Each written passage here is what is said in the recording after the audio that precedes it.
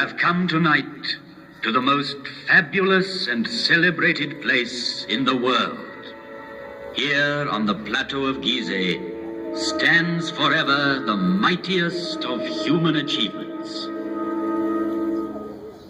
No traveler, emperor, merchant, or poet has trodden on these sands and not gasped in awe. The curtain of night is about to rise and disclose the stage on which the drama of a civilization took place. Those involved have been present since the dawn of history, pitched stubbornly against sand and wind. And the voice of the desert has crossed the centuries.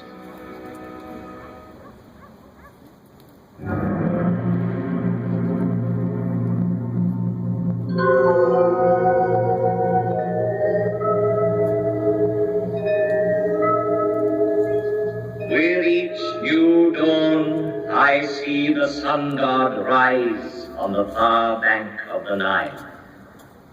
His first ray is for my face, which is turned towards him.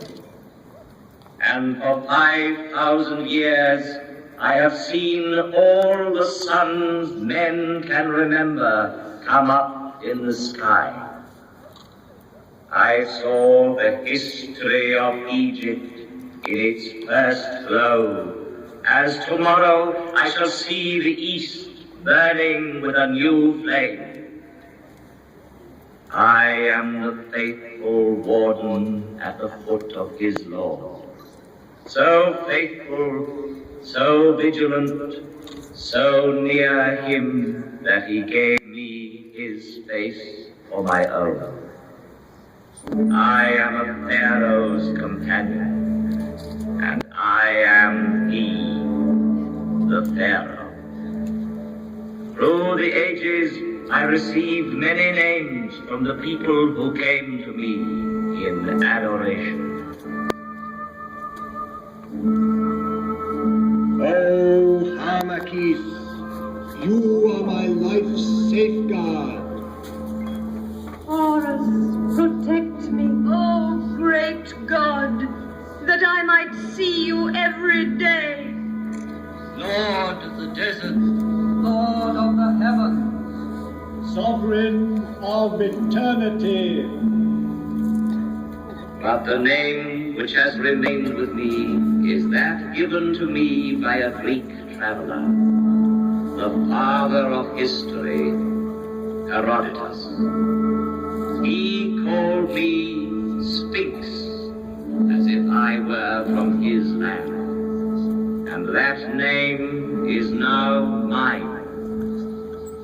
Close to the Nile, I watch over the plateau of Giza, over all its monuments of modest or fantastic height. They are tombs.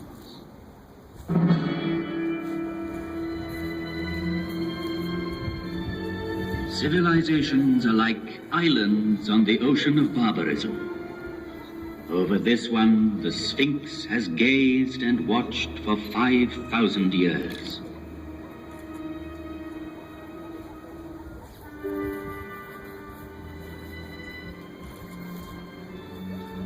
At the foot of such mountains of stone, everything becomes minute and insignificant. Man is an insect. Yet, it was men who built these massive monuments.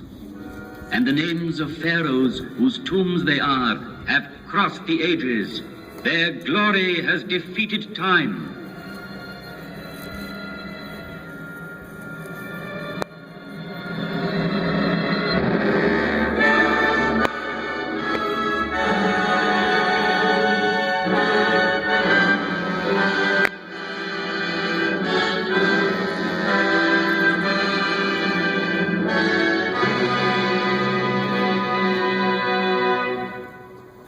This is the tomb of Pharaoh. pharaoh of the 4th dynasty, 4,500 years ago. Here is the great pyramid which he built to defend himself against death. 455 feet high. He achieved the building of the highest monument then known to man. The area it covers is vast enough to hold St. Peter's Cathedral in Rome, the cathedrals of Florence and Milan, Westminster Abbey and St. Paul's. 3 million blocks of stone, some of them weighing 30 tons, were assembled by Cheops' faithful workmen to achieve this fabulous construction. At the center of it, the pharaoh planned his inner chamber, where his mummy was to lie in splendor for eternity. At the foot of this pyramid, in the rock, a temple was built, and there were kept the barges of Cheops, the barges of night. In these large wooden vessels, the dead pharaoh could continue his voyage in darkness towards eternity. But all that remains of him is a small ivory figure, showing a noble face, the nose aquiline, the jaw determined, and the hieroglyphs representing the name he gave to his pyramid. Cheops dominates the horizon. The Pyramid of Khephren. It too bears an inscription, Khephren is great. Yet, out of respect for his father Cheops, Khephren built his pyramid on a slightly smaller scale. Each side of the base measuring 710 feet, the angle being 52 degrees, it reaches a height of 445 feet. The brilliant covering of polished limestone on the apex originally extended over all 4 sides, adding to the magnificence of the pyramid.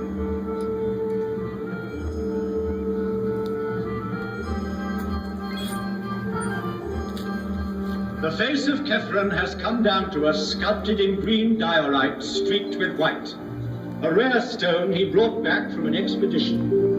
Here he is, close to us, in the guise of the Sphinx, carved in rock near his tomb.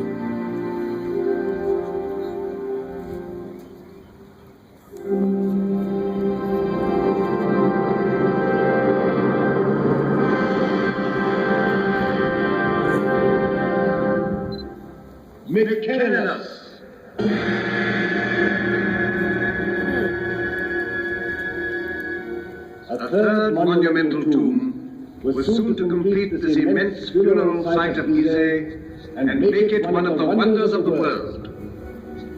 Though smaller, the Pyramid of Mykonos is perhaps the most impressive for being the culminating point of a vast design. Having built it, the workmen climbed down from its granite flanks and laying down their tools, looked up with wonderment.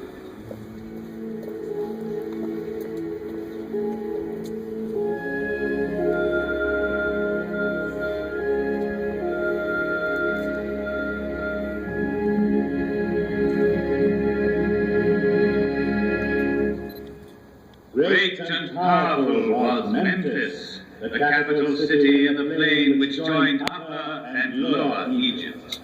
Great and powerful were the pharaohs, who on this side of the Nile built for eternity. Its aim accomplished, the 4th dynasty collapsed.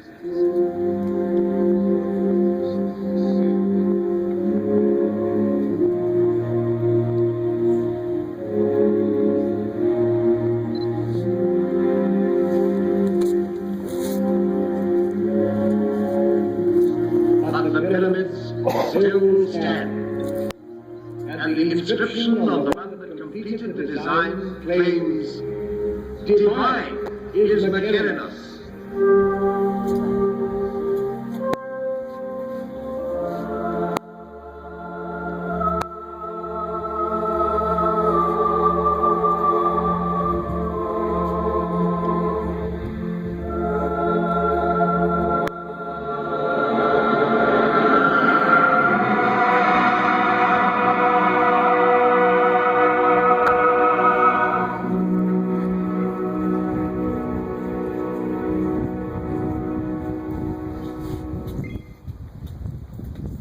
Here 3 pharaohs reign, Cheops, Khephren, and Mycerinus. Sarcophagi may be empty, wrappings unwound, yet Cheops, Khephren, and Mycerinus still reign, bearing the double crown of Upper and Lower Egypt. They reign over their court, buried round them, over these small pyramids where their queens lie, over the tombs of their ministers, over the whole hierarchy, sleeping forever. Chamberlains, high priests, buffoons, architects, courtesans, each in his proper place in these funerary chambers which are called mastabas. For this is a royal palace of the dead, with triumphal perspectives, pavilions, corridors, secret rooms, strong walls. It was a city of another world, approachable by the people only as near as the outer temples where their devotion led them. Coming from the Nile, one ascended by a monumental causeway built on the same colossal scale to the high temples where only the priests lived among the secrets of the mummies.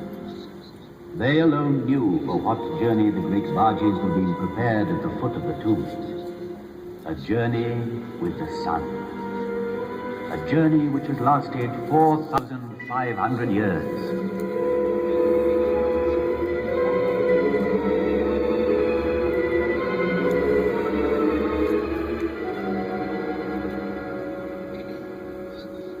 In the maze of this necropolis, let us stand by a tomb like 1,000 others, that of the mother of Cheops, and in it, by the litter, marked with golden hieroglyphs, which she had prepared for the eternal journey by her son's side.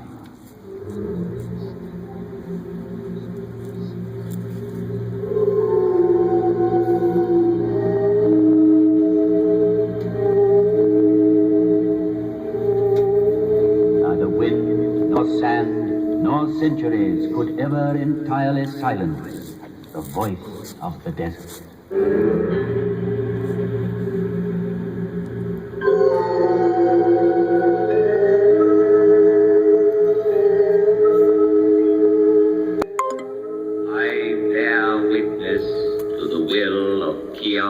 My father, to defy time forever.